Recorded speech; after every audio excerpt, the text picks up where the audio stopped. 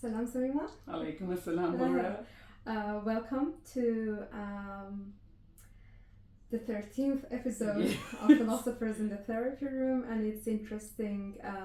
Actually, it was interesting for myself as well.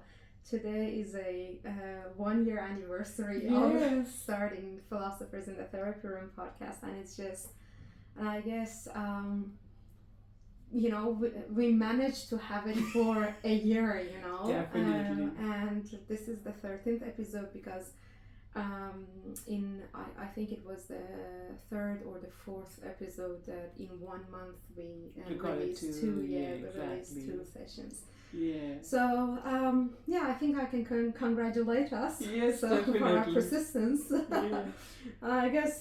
I guess we don't. We will not leave without any ideas for some time. Philosophy is a very, very exactly old, rich. I mean, old, we have mental health issues, so that side is also like kind of feeding into. So there's no lack of issues and challenges that people face, and there's philosophy is just rich. Yeah, and keeps giving us ideas. Ancient, Exactly. ancient, and we have 2,500 exactly. And then think about Western, Eastern, so many traditions. So there's so much to tap into. Yeah, exactly. So hopefully we will have many more years to come. Yeah, many more years to come. Yeah, hopefully. Yeah. Sameema, we discussed to move away from the idea that we spent 2 sessions on that, and that was trauma for now at least. Yeah. And provide another kind of a high-spirited space for discussing a new concept here. Yeah. And you decided to actually use Beauvoir for this session. So do you want to start? Yeah, definitely. And as we were saying that trauma is such a kind of like, I don't want to say rich in a way that, that makes it seem like, something we are cherishing, but rather it's very complex and very elaborate. And we did discuss it in few episodes, and we still have more. Yeah. But we thought we should take a pause here, and because especially we want to bring a speaker as well in this conversation. Yeah. So that's why we are taking a pause, and we were just thinking about what can we do here, and I just thought about the whole idea of kindness and generosity, and it's so deeply rooted within our society and culture, and that we want to be kind to other people. However, at times we notice that in being kind to others or generous to others, we are actually harming ourselves or making like compromises or doing things that we don't want to do. And the moment we want to say no, or the moment we want to think about okay, this is where I want to draw a line, I want to set up some boundaries, the internal consciousness, the internal thought tells me that I'm being unkind, I'm not thinking about this person generously. And that's where I thought that Beauvoir's idea of generosity, because she does discuss generosity in detail, and she talks a lot about this idea as something that should guide our action. The lucid generosity should be something that should actually guide our relationship with each other. So that should be something at the top of our, the umbrella term that should be actually guiding how we engage with other human beings. However, she says that the way we actually deal with each other and think that we are being kind is actually not generous. There's a deep-rooted problem there, and she says that relationship is not actually based on generosity. So I thought, let's unpack this, and for that I thought it would be a good idea to bring the concept of kindness. Generosity feels a little too difficult concept for people. I think it seems too moral. Yeah, exactly. It's like a moral judgment, and people might say, okay, how it can be related to mental health, exactly, and especially mental health. Yeah. I mean, no one can would go to a therapist and the therapist will suggest them to be generous. I mean, exactly. I mean, your therapist can suggest such a thing, but this is a moral virtue rather than exactly, really the basic concept of health. Yeah, exactly. So that's why it would be best if we talk about kindness, and the concept we want to first of all differentiate it with and begin with is basically people pleasing. Because quite often people say that I'm such a people pleaser, I can't make other people unhappy, and they think that's being kind. That they think that it's my care for other people. I worry that if I say no, if I don't do this thing, that person will be hurt. I cannot see other people get hurt, and they think that it is in the spirit of kindness. But when we go from Beauvoir's perspective here, she would argue that's not kindness. That it's not kindness at all, because the reason you are afraid to hurt them, the reason you are afraid to say no to people in these situations is because you don't want them to not like you. You are afraid of, or you are, and we are not saying that in a moral language. We are not saying it that you are narcissistic or anything like that, but rather the way we are raised. We are raised with this idea that people should like me. And that's why we use our actions, we use our behavior to make a relationship where I always say yes and I always provide service so that others like me. And so that's where we would argue that the behavior that rests on people pleasing, the behavior where I am too afraid to hurt you, I'm too afraid to make you unhappy, is not because I care for your unhappiness. It's that I can't bear the thought that you don't like me. And that's where it is totally different from kindness. I guess I can add this, we just refer to the structure of the psyche. Rather than being raised and being treated like that we like for people to like us. We need their concern for us, that we need to be included, we need to be liked, because then we can dwell in this world, Not to be liked means, you're excluded somehow, from this world. So it's a psychological demand that you want to be included, you want to be wanted, you want to be heard, you want to be seen. But where is this? Where is the limit of attempt to be liked, to be seen, to be heard? How much you need to pay for this liking? That's the good term. Exactly. Because it's a deal. How much you can say, I need the other to recognize me, to see me, to hear me. So in order to accept me to the world, in order for me to let me share, this reality that we have, this world together. So it's all about, really, it's not something that you choose out of, it's not a conscious choice. It's the structure of the psyche. You need the other to recognize you. Otherwise you cannot really dwell by yourself in this world. It's not a solitary dwelling here. We need the other to recognize us. And in that recognition, liking, not being criticized is the base, you know?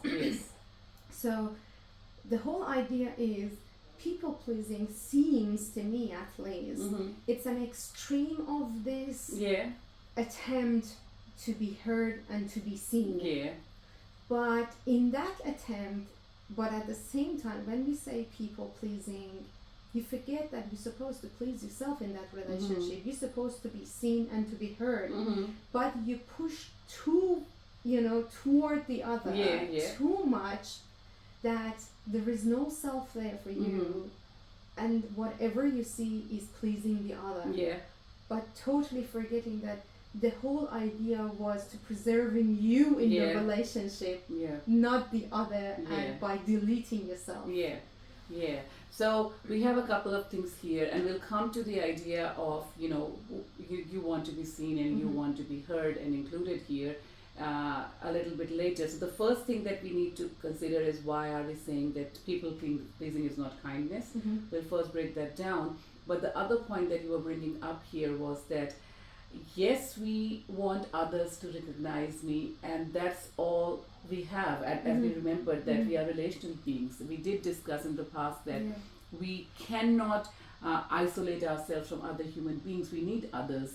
And so that is who we are, that's the demand of the psyche, so we cannot deny that.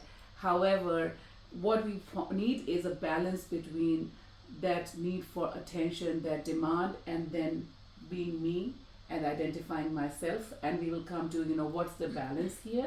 If we go to one extreme, what do we become? If we just merge ourselves into others, what do we become? So we need to find that balance, something in between.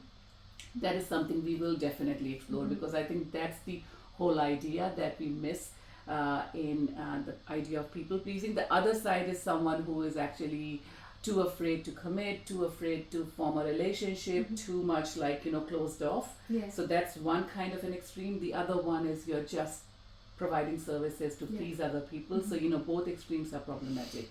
So we will find what exactly are we talking about in terms of a healthy boundary and healthy relationship in the second half.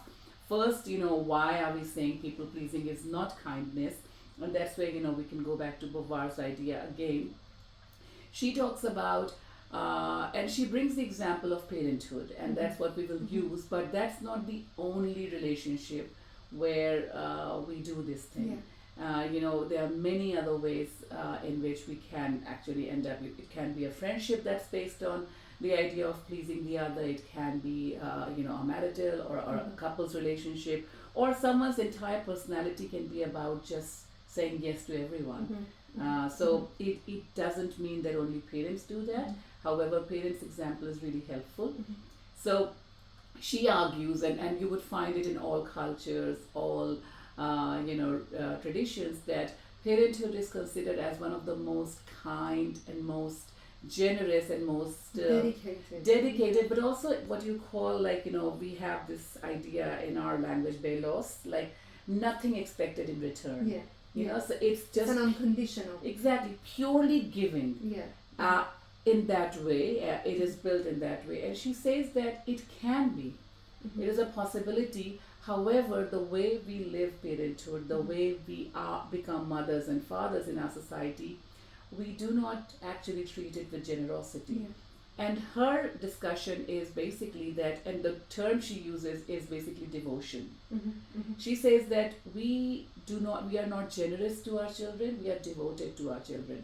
And the distinction is that if you are a generous person, especially in a parenthood relationship, you would recognize that giving birth, raising a child, what I'm doing is basically freely, out of my own choice, out of my own freedom. No one has forced me to do that. I am actually giving my body, my money, my time, my care to another freedom, who will have a life of their own, who will choose what they want to do with their life, who will have their own ideas, who will have their own pleasure and pain and relationships. And I wish to have some connection with them, but that's not why I'm doing it. I'm not bringing them in this world so that I have insurance for my old age. I'm not bringing them up here because I want a double. I'm not bringing them up here because I would be bored, so I want some entertainment. I have this love that I want to give to a freedom, and that's true kindness. However, what happens is that because parenthood has become this kind of societal expectation, it's something that we are expected to do in our cultures, especially from the motherhood side. When you give birth, you believe that I have done a huge favor to you. When you devote your time, your care, your body, your money to that child, you believe that I have given you everything. Now I want everything in return. There's a return here. Exactly. And that everything might not be that, I don't expect any money from my children. But what you expect is they actually are as devoted to you as you are. They follow your ideas, they take your permission, or they keep acknowledging you as if you have given up all your life, all your body, all your care for them. You never want them to forget it for a moment, that this is what I have done for you, and now you want them to live in guilt. If they want anything for themselves, if they want to separate themselves from you, you want them to live in guilt. So somehow it's a deal that you ask them for their loyalty. Yeah, exactly. So it's a giving, but in return you want them to be loyal to you. Exactly. Because this is how you see the whole relationship. I gave life to you, so you need to be loyal to me. Yeah, exactly. And that owing doesn't mean, like, if we don't mean that parents expect that. Some parents do expect that, give me money or this or that. However, what they don't want the child to be is to be free, be on their own. So for example, you expect, I want you to be an engineer, I want you to do this with your life, so I didn't give up all my career, all my body, of this for you to be, an artist in the end and be broke. So so this all shows, I mean, there's one thing which is care, but there's other thing that you expect them to be of a certain social status, to marry someone of your liking, to have a certain kind of life. So that's where she argues that you expect something in return. It doesn't mean the exact same thing. Sometimes people expect the exact same thing. You take care of me when I'm old. You pay, you provide for me in terms of the money and everything the way I provided for you. Sometimes there's this expectation too. However, in some relationships there might not be these kind of expectations, but there would be high expectation about ideas, about social choices, about religious choices, about how you're living your life. And that's why she argues that it is not true generosity, because you are expecting something in return, and that's actually problematic. True generosity, true kindness is basically giving freely and then letting it be a gift. And so if you give a gift to someone, although societally we expect, I gave them this much gift in wedding, so like we have in India, we have a diary, note down how much who gave, so you return the equal amount, but that's not the true spirit of gift. I give you something, and that's a social deal. Actually. Yeah, exactly. That's a deal. That's a deal. But in reality, a true gift is that if I give you something, I just give you out of love. I don't expect you to reciprocate that. If you try to reciprocate that, I would feel insulted. I would. We have this thing. We call it, like, for those people who expect something equal in return. Again, in the same culture where you note it down, we say "paji ka qarza," which is like the debt of a bad person. So you want to return it as soon as you can. So if they invite me for dinner, I want to have a dinner party for them very soon. Otherwise, they would be judging me. So you want to get rid of that gift, because it's exactly. It's not a gift; it's a debt. So you want to get rid of that. Really hideous thing, because it will keep sitting and building on, and the longer you do it, because it's a debt, it will have an interest. So you get rid of it as soon as possible. So that's where we are saying that gift doesn't have that spirit. Gift is in the spirit of kindness. The other person, what you want the other person to acknowledge is basically that you are not doing it for some return. If they do say that, you did this because of that, you would feel insulted. They gave, you want them to acknowledge that it was a purely free gift out of freedom and out of love and generosity, and that's all you expect. So that's true kindness. Now, looking at people pleasing, does people pleasing have the same structure? No, I guess if I want to get back to the idea of generosity, I just wanted to put it into the Beauvoirian terms, so the listeners know exactly what the generosity for Beauvoir entails. The whole idea is the encounter of true freedom. It's I am free as a human being, and I need to recognize that you are free, and any kind of relationship that I'm gonna initiate with you, so if it's going to be generous, means that I need to recognize you as a free person. So even if I have any liking for you, or I am in love with you, I will not expect you to enmesh with me, lose yourself in that relationship. I actually want to freely love you to be free. It's just, and think about the idea of motherhood here. I mean, we normally, this is something that at least culturally or even unconsciously, it is sitting in our unconscious level, and we don't have access it really.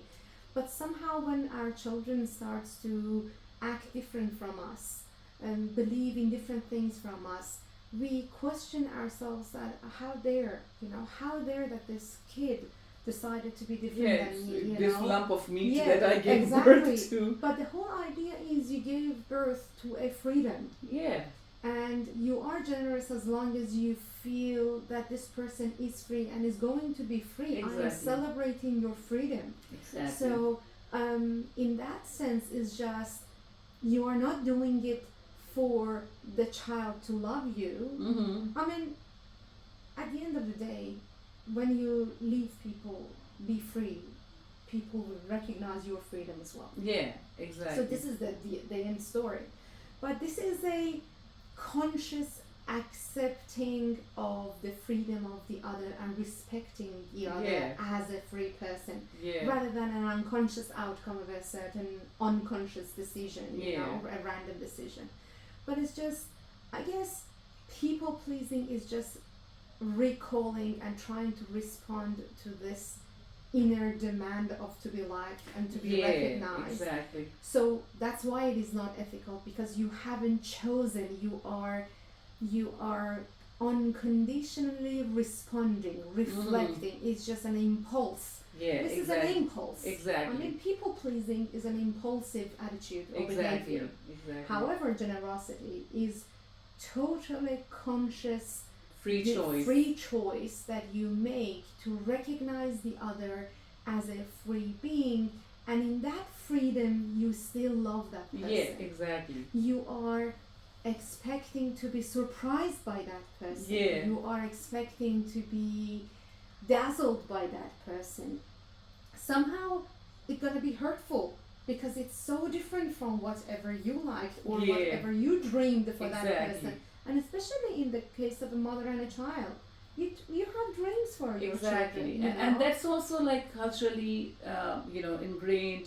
Maybe, we have a bit of possessiveness. So, we can have parts within us. Yeah. However, the true spirit, we are talking about the true position that can be kind and generous, it can only be where you have these hopes and aspirations, but at the same time you agree that I can give something to this person, I can share my hopes and aspirations with them, but at the end of the day, they are free to not choose it, go with something else, and I should respect that. Yeah. Because I didn't raise them to be a replica of me, to be, following what I was thinking. And Sameema, we really sit with the example of motherhood. And I want to give another example that Jung actually gives in his Red Book. And when he talks about marital relationship, he believes that a good marriage, a successful marriage is a marriage or a marital relationship that ends up with a higher or improved or developed way of individuation. So this is a very, very different concept that in our everyday life we have of love. Yes, very different. We think that love means to devote yourself to each other, to be dissolved in the other, to become one with the other, lose your sense of self, and totally dissolve in the other and the demands of the other, devote yourself to the other. You breathe for the other. But the whole idea, at least from a Jungian sense, he believes that no, the successful marriage is this marriage that every part of this relationship, both of the ends, both of the parts of the relationship, they know themselves better. They can become more individual within that relationship. And he talks about this concept, and I want, and I just in a moment I connect the idea of Beauvoir and recognizing the freedom with what Jung actually suggests. He talks about a kind of polarity, a tension that we need, so in that tension we realize who we are. And that tension doesn't come normally from within us, it's coming from the other. Outside. So there is no relationship that you don't feel any tension, because there are two different worlds encountering each other, So and a good relationship, a sustainable, rich, productive, complex relationship is a relationship that you can hold the tension as much as possible, not dissolve the tension. Exactly, yeah. You need tension to stay there. You need the other provides the clear boundary who they are, and in that setting I realize that who I am, and I set my boundary. It's a recognition of the boundary of the other, while recognizing that in that encounter I have a boundary as well. There is a limit that I can come close and the other can come close. There should be an in-between that we meet each other. We cannot get closer than that, otherwise we are intruded to the person. The freedom has been interrupted. I think the whole idea of boundary setting, which I realize, and it's so interesting, I see in many of my clients that they started their marital relationship quite recently. Whenever we're talking about permission, asking permission to use some of the stuff that you want to use from your partner, they said, why should I ask the permission? I mean, we are love each other. We married. I mean, we share everything. It's not about sharing. It's not about even a permission in terms of you are not allowed to share. But I need to understand this person is a person with all its individuality and freedom. Acknowledging your freedom. Exactly. So it's all about, I want the other to acknowledge my freedom because I definitely want it. But at the same time, the first thing is I need to acknowledge that freedom. So boundary setting is all about protecting this relationship. I think this is a very interesting idea that you can see, and in Beauvoir, in Jung, I think this is all about relationship and providing a sustainable and productive relationship.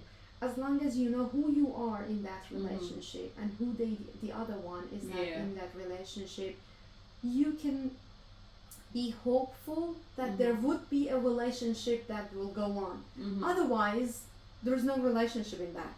You are just intruding the other constantly, and I don't want, somehow this is a violation. It's a violation of the freedom. So in that sense, when Beauvoir talks about the encountering of two freedom, I give the other while I realize that I might not be accepted by the other. I give the other with a recognition that I might be criticized by the other.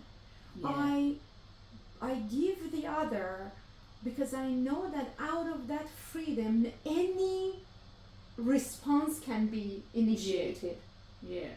Okay, so I'm getting a few ideas here. So the first thing is like generosity coming from me, and that's where, when you said that I give the other, being ready to be rejected or not accepted. And here I was remembering a very interesting episode from Beauvoir's own life. So Beauvoir had a friend named Zahra, and her first memoir, it's called Memoirs of a Dutiful Daughter, is actually it's reflecting a lot on Zahra's situation, because Zahra was a truly inspiration figure for Beauvoir, and then Zahra died.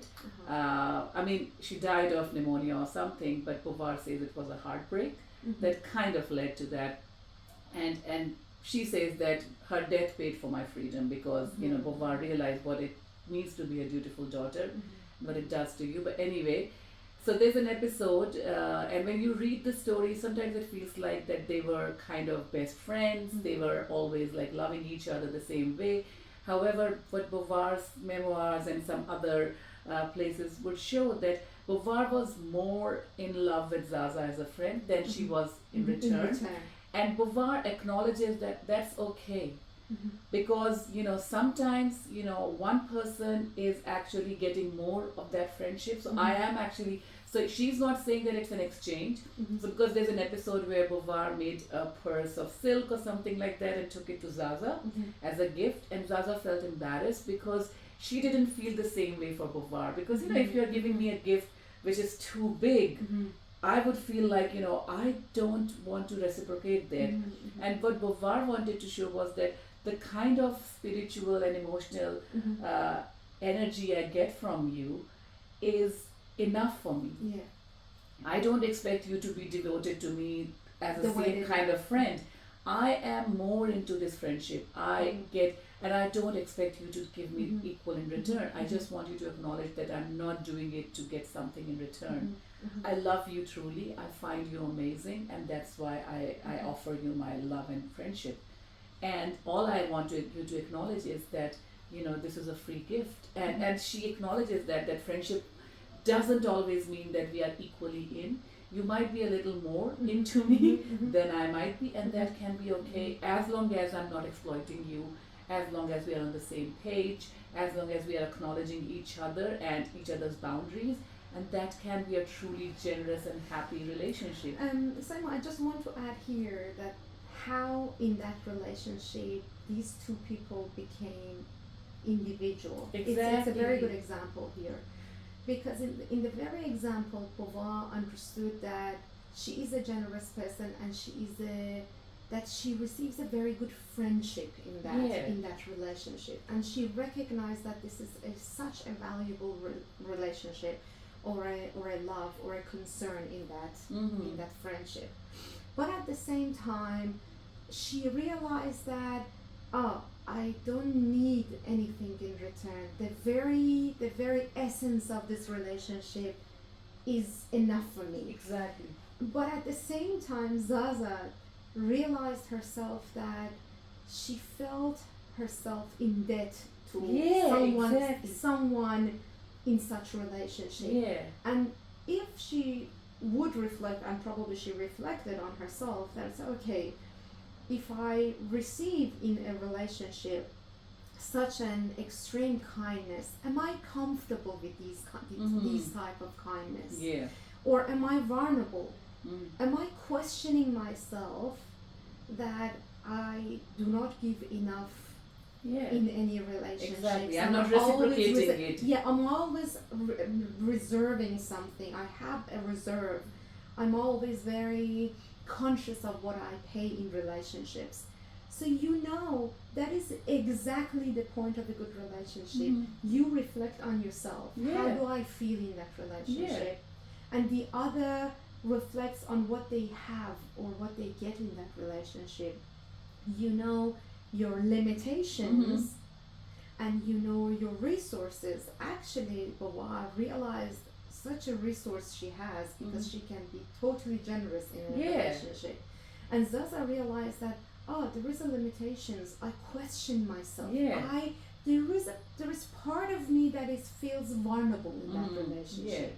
And then she realizes she can reflect on that, comes back to trace it back, that where that does vulnerability come from. So you see that this is a valuable and constructive and a productive relationship, that you can learn all these lessons in one interaction. Yeah, one encounter. It shows you enough about where you stand, and it's not a relationship of unequals. No, they are equal. It's only about how much I'm ready to commit here. And as long as we are both aware how much I'm committing myself here and the other person is not exploiting me, it is a healthy relationship in that regard. But I was also thinking a little bit about, and that's again reflecting on my own experiences, that we did talk a lot about, this idea of not losing yourself in a relationship and holding back, like not holding back, but rather being an individual, knowing how much can you give, and not merging yourself in that. It can be just your relationship with the partner, but quite often merging also means that you merge into their network. You're not giving yourself enough, so it's not just my services to the partner, but also their world. Where do I fit into their relationships, what they expect to do with their friends and family, and how I merge myself into all of that. or even like on the other side with my parents, my family, what is expected of me for my previous generation, and then what's expected from me for my coming generation, for my children, and how I'm expected to lose myself in that whole network. And a lot of the time when I'm reflecting on, what do I want, how much I'm ready to give, when do I need my space and I need to push people away because I need to push them away, they are in my face. I feel a bit guilty because I was raised in a culture that doesn't recognize individuation, that doesn't recognize you setting up those boundaries. And then I start feeling that maybe it's my exposure to the Western idea of individualism, or identifying yourself as an individual as the first and foremost thing, and taking relationships as a secondary thing. So, it's a flipped way of thinking.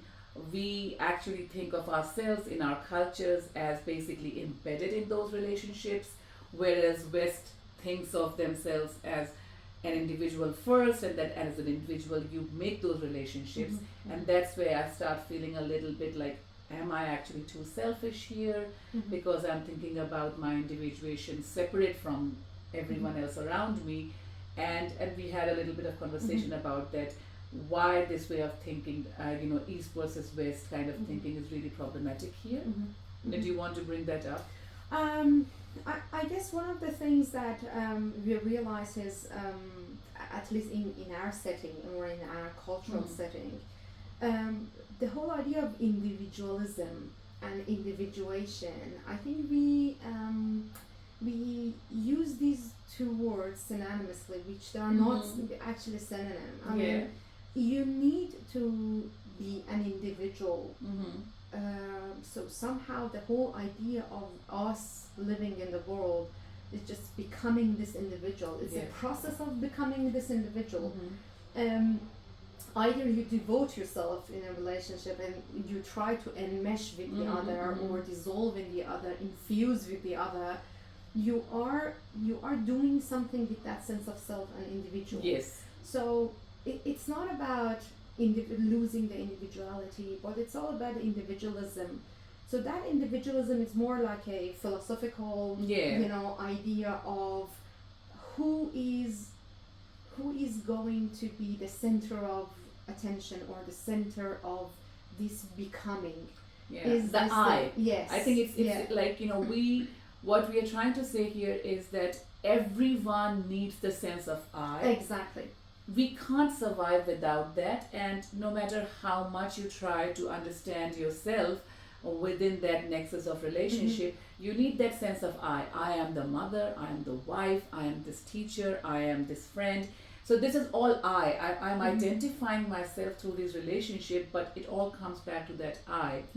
And what happens in the relationships that we are talking about is that I is fully understood through these relationships, but there's still the sense of I. Yes. You can't lose it. No, you can't lose it, and that's why in those relationships, the person who is constantly giving, although it seems that it's not any expectation in return, which is not true, and we know how it's not true.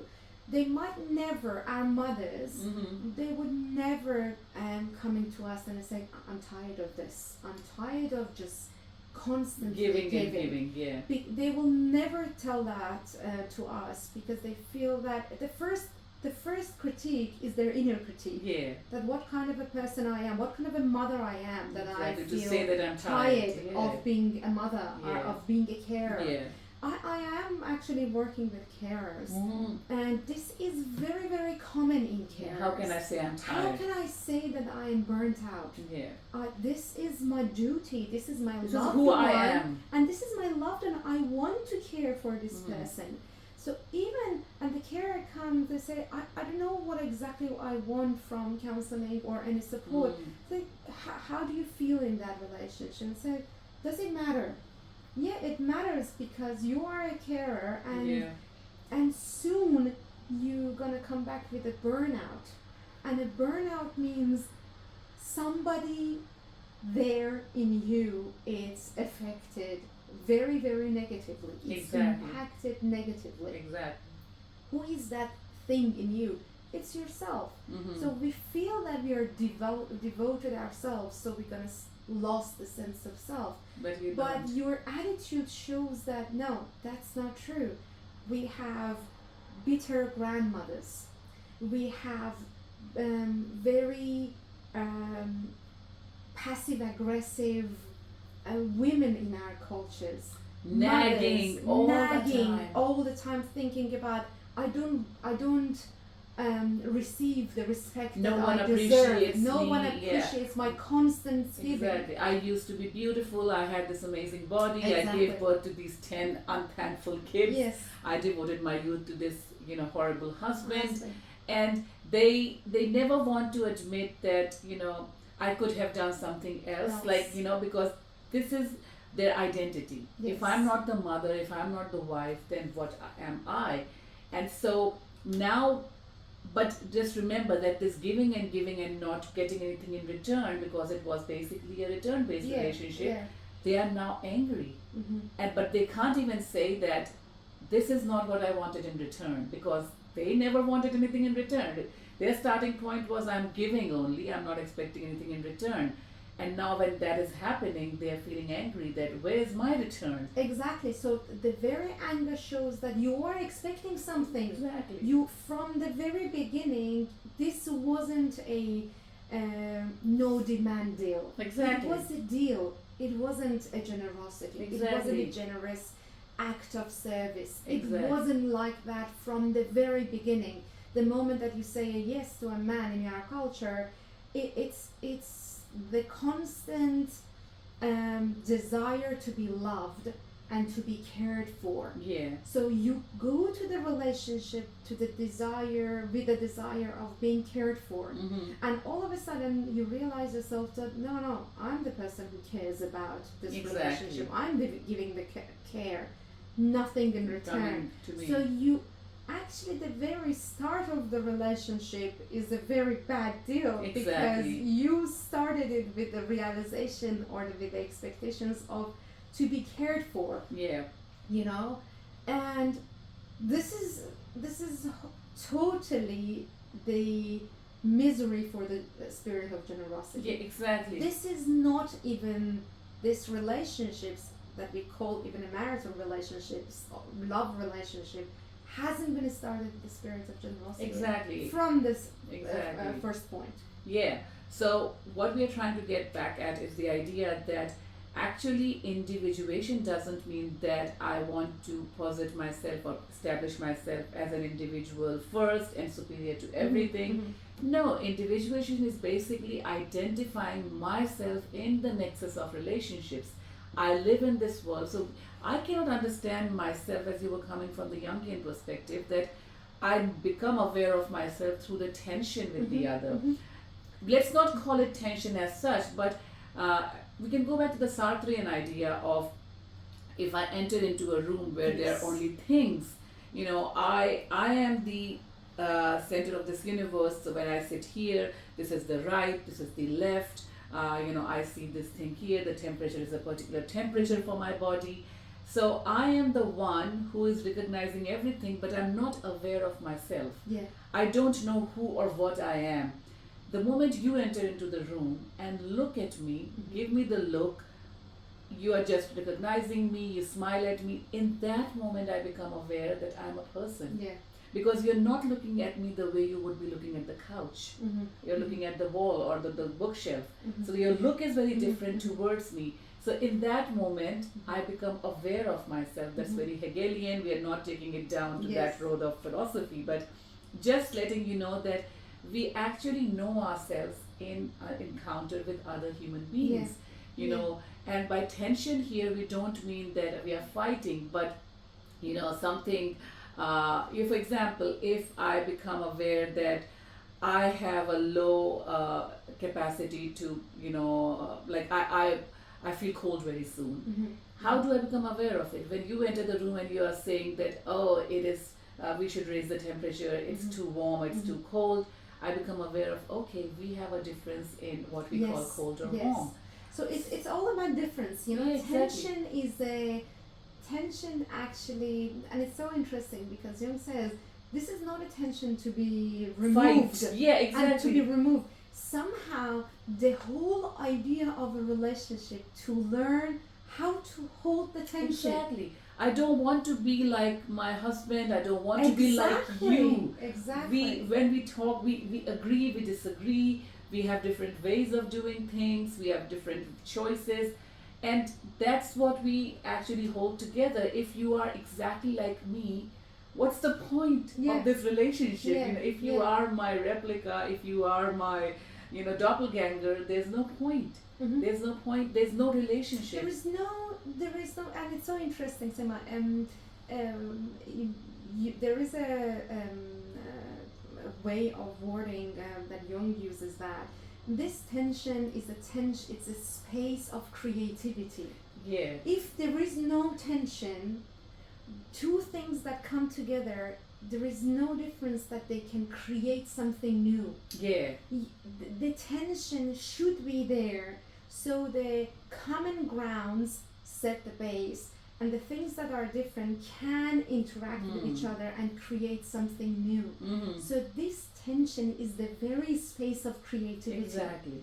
Nothing will come out of two exactly same things coming together. Exactly. It's the same thing. Exactly. It's the same thing. Nothing new will come. It will just grow a little bit bigger. Exactly. If you put the same two things together, it will just grow a little bit bigger. But if you want to make something new and beautiful, you need to bring very different extras, things. Something that is different from the other. Yeah. So that tension should be there and should be held throughout the relationship, so you can create something new out of it. A third comes to being in that encounter of the two. The Hegelian thesis. Exactly. This is exactly the point. You want something opposite or different, and by opposite we don't mean like something that is exact opposite, something that doesn't fit, but rather different. Yeah. Differences bring, and that's where we are criticizing or critiquing the normal way relationships are built. Because, and it's coming from, we were discussing earlier, the Platonic myth of love, that it shows the story of what does love mean, and especially the love between partners and usually heterosexual love. But let's take it the love of partners, who form a bond and a couple bond together. That everyone was created with like 4 arms and 4 legs. So we were basically 4-legged and 4-armed creatures. And then something happened and we were split in the middle. Yeah. And now everyone is looking for the other half. Yeah, for the better half. And so when you come together, you merge into this new personality, this old personality, so you're incomplete. Yes. You're looking for something. Now, what this myth is doing here is, it seems like, when we come together, we form one. However, what happens in most relationships that are based on this myth of like merging yourself is that you merge, one of the person merges themselves into the other. Yeah.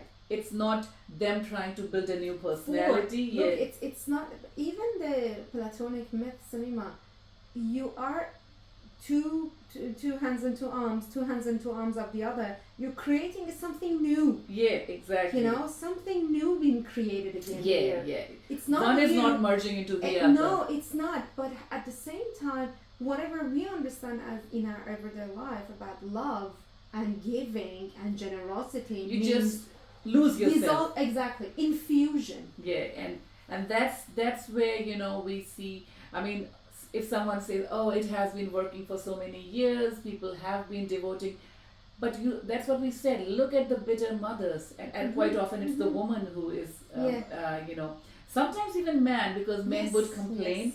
I gave you my salary, I gave you my time, and these children are so thankless. They're quite often not complaining to the wife. Yeah. They're complaining to the children that these children are thankless. I committed my entire salary to you. I was working day and night.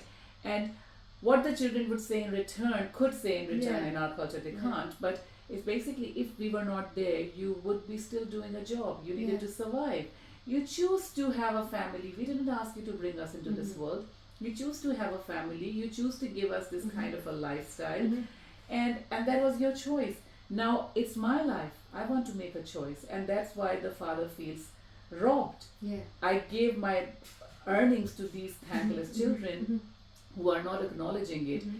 But in the sense of a couple's relationship, the woman feels more robbed because she has merged herself into this, infused herself, not just the husband, but this whole nexus, the family nexus. It can be a joint family system, but you know, she is seen not as a person, but as a mother, daughter-in-law, wife, aunt, whatever different roles expect of her, and that's what she is seen as. And then at the end of the day, she just feels robbed because she didn't get anything at the end of this bargain. She just feels that she has lost herself. So that's where we are saying that this way of not identifying yourself as an individual is not working, because we need that individuation, and we need that you know, who I am in this relationship. In any sense, you won't lose it. Yeah. In any sense. You keep it, but here it is kept in a very kind of broken way. You just identify yourself through these roles, and then you feel robbed. Instead of identifying I'm an individual who actually is in these multiple relationships, who is, of course, you know, you don't want the other extreme of extremely insecure people who do not want to enter into a relationship because they are too afraid to get hurt. So that's the other extreme, and we do talk about it in terms of, you know, attachment issues. As a child, you were so insecure, you were you know, so unsafe in relationships that you have problems forming any attachment, and so you keep everyone outside. I do have only kind of like exchange relationships. I give you this, you give me that, and I don't give anything out of freedom and love and generosity because I don't know how you would respond. Exactly. I'm not sure. You're not open to the freedom of the other. Exactly. So I'm not sure. So I want everything based on exchange. You know, we have these terms and conditions. It's safe. Safer. It's safe, and because you know, if the exchange doesn't work out, that's okay. I'm not hurt. You know, I try to do business with someone, it doesn't work out. That's okay. I'll try it with another one. But when I try to love someone and they don't love me back in return, that's very uncomfortable. That's where I feel vulnerable. So we are not talking about that extreme. We are talking about being securely an individual, but at the same time ready to be vulnerable, ready to be opening, ready to give the generous gift of love, give kindly towards others. Gift of care. And acknowledging that you are a freedom. I want to be your friend, but you could say that I don't have more room for any more friends. And that's something that I feel it would hurt me, but I would acknowledge that in the end, that, you know, it was a free offer and you had the freedom to deny that gift and say that, no, I don't want to take it. Or I don't have the room to actually reciprocate it and give the similar gift, which is not exchange, because I wasn't expecting it from you. But if you do that, then we form a relationship, then we form a bond, and it can be ongoing. So that's where, you know, where we have true boundaries, where we have true, because I know who I am, I know how much I'm giving. So Beauvoir is giving more, Zaza is giving less. So there is a different boundary for Beauvoir and Zaza. It's not the same boundary. And any relationship, we, even for couple, we think that, you know, each have to, and that's where women feel very kind of robbed. I gave everything. I gave myself fully to this relationship. You are not. And you expected it to be an equal relationship, but it wasn't like that. I'm merging myself into you, but you are not. And that's where, you know, it is problematic, because both need to be an individual. And then, of course, in different relationship, different levels of, you know, boundary settings will be there. But there would be like, you know, you can come this close. This is the place where I draw the boundary of my freedom. Exactly, myself.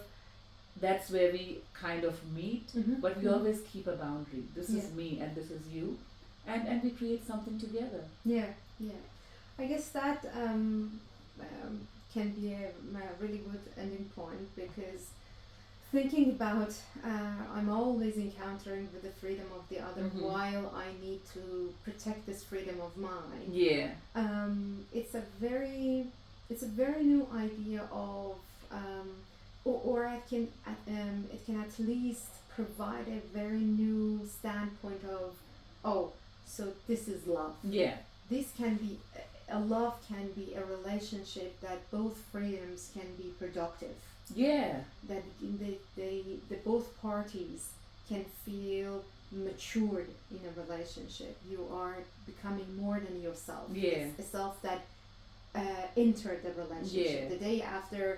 The first day after relationship, you feel that you are more than yourself. Yeah, you are more exactly. than yourself that you've been exactly. before this relationship. Exactly. You've been experiencing, and this feeling more mature, feeling more complex and rich, comes from the experiences. Not only the happy experiences, the experience of how much I can be vulnerable, Mm-hmm. how much I can feel safe while I am vulnerable, Mm-hmm. how much I can feel the tension but not question myself, Mm-hmm. or question the other. How can I feel and how can I stand and make a space for the other to be the other, Mm-hmm. while I am interested in that other. Yeah. So I think this can be a very productive atmosphere that you become mature day by day, in every interaction, in every kind of a I think I would say like an economic relationship that you have. You give, but you get something in return. But it's not something exactly like an exchange. Exactly. It's not an exchange. Yeah. It's a kind of a feedback from your relationship, and that's what something supposed to be in any relationship. And I was actually thinking about this whole idea of being able to hold that tension and like make room for it. And I think it took me a while to learn that in my relationship, because what I like with my husband, I realized that in the early part of the relationship, whenever we had a tension or what, like for example, you had a fight and he was not happy with what I was doing, for example, my whole like I would be very uncomfortable, because in the end I realized I was thinking that he thinks badly of me. Mm-hmm. He disapproves of me, what I'm doing here. And it took me a while to realize that I disapprove of a lot of things that he does. We don't need to approve of each other. I don't need his approval all the time. That's impossible. We are two different people. So what I want is love and respect. What I want is a certain level. So there are a couple of things where I would say that we all draw the line, that if you do this, the relationship ends. However, there are multiple things that we do and we actually manage in our lives that your partner, your loved ones don't like, don't approve of. And you can hold that space for each other, that and you can still be okay. So you're free to not love it, exactly. not like it. So I learned that I don't want someone who likes everything I do. That's impossible to achieve. That's too much pressure on the other person and myself. And that's basically people pleasing. Exactly. I want him to like each and everything I do, which is not possible. We are two people. We are not one. So if I'm trying to turn me into his ideal, his muse, I'm harming him and myself. That's not the ethical position. He's not a god. He cannot form the perfect human being.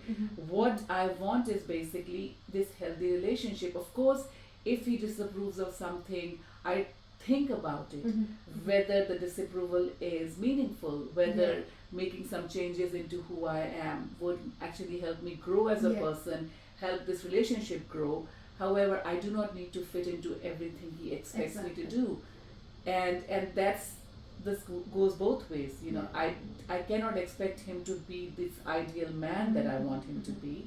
He is an individual, and there would be things that he would do that I don't approve of. And we have to exist in that space. Exactly. Not in a like we are stuck in way, but that's the only way relationships can work. I think the whole idea is how much you can hold the tension. Exactly. Because everyone has a limit. Exactly. You know, everyone has a limit, and not every two tension can deliver to a creation. Exactly. That is a basic, the basis.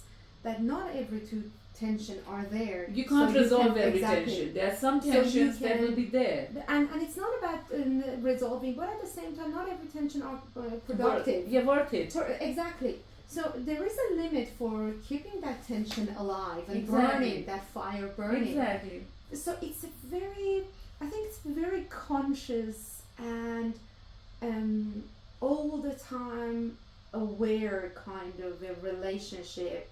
If you want to have a productive, that the third, the third coming to being, the tension should be there, but it should be the right tension. Not every tension. Not every tension. You need to know that how much you want to give. How much you can hold.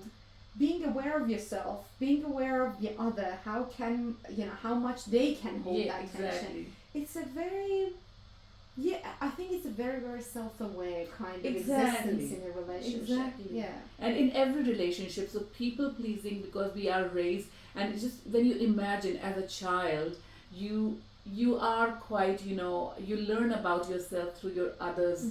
Kind of like feedback to you, and that's why now we say a lot about telling children to learn to be proud of themselves rather than us telling them that I'm so proud of you, because that's the starting of people pleasing attitude. We derive this respect for myself from how you say that you are great, you're beautiful, you're amazing, and that kind of develops into every relationship if it kind of is pushed to the extreme, where I don't have an understanding of okay, this is how my relationships are, and based on the feedback I build myself. Instead, I build it entirely based on what you say. I have no level of reflecting on what I want, who I am. It's 100% based on your approval and disapproval. And that's what we say an unhealthy relationship, because I lose all sense of my own identity and opinion. It's entirely based on other, and that's where we say an entirely unhealthy and totally unethical way of dealing with the other and myself. I think. Thank you, Sameema. It was great. I'm hoping that it could be a kind of a starting point for our listeners to engage with their relationships. Yes. And at least starts to think about it. And I think it's something that happens to us every day. And in every relationship, you can think about, okay, how much I can hold the tension, Even in a therapeutic setting, it's the same. The client comes to you, and you see the tension, but the whole idea is how much you can hold the tension. Exactly. So enough time you need to give to the tension, so the tension becomes productive. You impregnate actually the tension. How can it be possible? So for how long you can hold the tension, so the tension can bring about something new and create something new. I think it's a very, very interesting concept but it's deep at the same time. Very, very hard to grasp. And also, like, in terms of practicing, it would never be like, oh, I'm 100% working within the scope of tension. There would be aspects of us that are working with the people pleasing aspect. So we will have, but what we're talking here is the more you become aware of being authentic and true and kind in a relationship, holding individuation, holding tension, holding boundaries, and the less you fall into the trap of people pleasing and just going loss of self, the more kind of like at peace you start becoming, and the more mature your relationship starts getting. So it's not about you reach a full point of fully mature or totally immature. There's something in between. So it's kind of a spectrum. It's a gradient. Exactly. So that's where we actually are expecting and hoping and inspiring people to reflect as we do ourselves. For sure. Thank you so much. It was a great discussion. And so hopefully in next month, in 4 weeks time, we will come to you, our respectful listeners, with a new idea. And hopefully we're gonna go talk about this time more about mental issues like depression and anxiety, and try to deal with it from a phenomenological perspective, a philosophical perspective. So please feel free to send your comments to us if you have any idea that you would like to explore. Yes, definitely. Yeah, that to would be great, explored in these sessions. We would love to hear from you. Yeah. Thank you for joining us, and we will reach you in 4 weeks' time. Thank you.